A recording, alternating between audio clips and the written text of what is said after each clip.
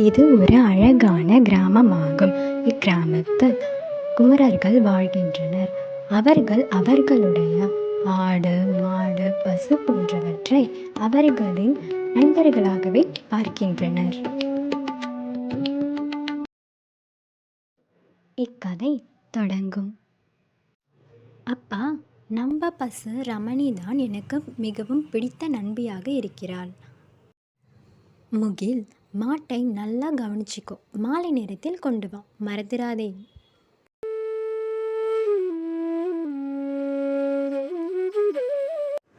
முகில் மாட்டை மேய வைப்பதற்கு கொண்டு சென்றிருந்தான். மாடு மேய்ந்து கொண்டிருந்தது. முகில் ஒரு மரத்தின் அடியில் அமர்ந்திருந்தான். மாடு புற்களை நன்றாக மேய்ந்து கொண்டிருந்தது.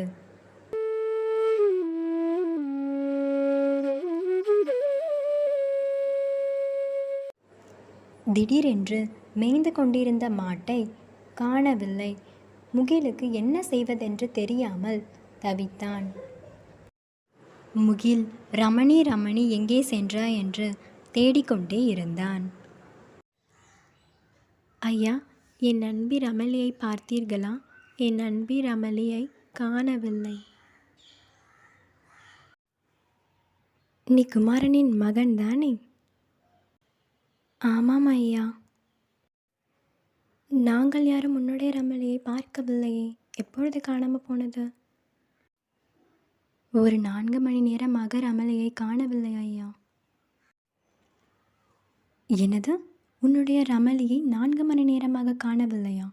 இப்பொழுது உன்னுடைய ரமலியை யாரோ திருடி சென்றிருக்கிறார்கள். இனிமேல் உனக்கு அது கிடைக்காது என்று அனைவர்களும் சோகமாக சொன்னார்கள். ஆனால் முகிலன் மட்டும் தனது நம்பிக்கையை இழக்கவில்லை.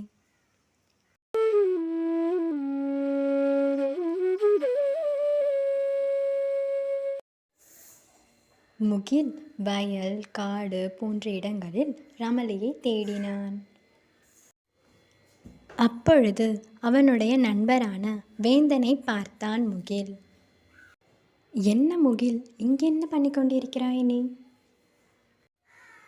என் நண்பியான ரமலியை காணவில்லை, அதை நான் தேடிக்கொண்டிருக்கிறேன். நீ எங்கேயாவது என் நண்பி ரமலியை பார்த்தாயா? இல்லை முகில், நான் பார்க்கவில்லை.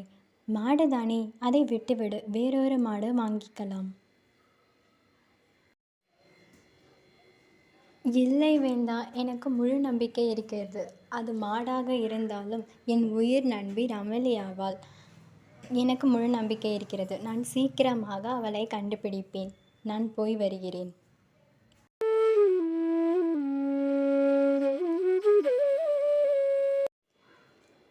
முகில் ரமணியை தேடிக்கொண்டிருக்கும் பொழுது ஒரு ஆற்றின் அருகில் ஒரு பசு மாடு காயத்துடன் படுத்திருப்பதை கண்டான். அதன் அருகில் சென்று பார்க்கும் பொழுது அது தனது ரமணி என்பதை அறிந்தான். ரமலி, ரமலி, எழுந்திரு. என்னவாயிற்று உனக்கு? இவ்வளவு காயங்களுடன் இங்கே படுத்திருக்கிறாய். நான் இருக்கிறேன், நீ கவலை கொள்ளாதே. இரு, நான் தண்ணீர் எடுத்து கொண்டு வருகிறேன். ரமலி, எழுந்திரு ரமலி. ரமலியை முகில் அழைத்து சென்றான்.